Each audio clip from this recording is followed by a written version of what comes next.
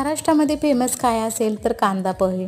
अगदी सगळ्यांच्या घरी घरोघरी बनला जाणारा हा कांदा पोहे. अचानक पाहुणे घरी आले असतील तर आपण काय निवडतो? कांदाच पोहे ना. एकदा काय झालं, मी पाहुण्यांच्या घरी गेलेले होते.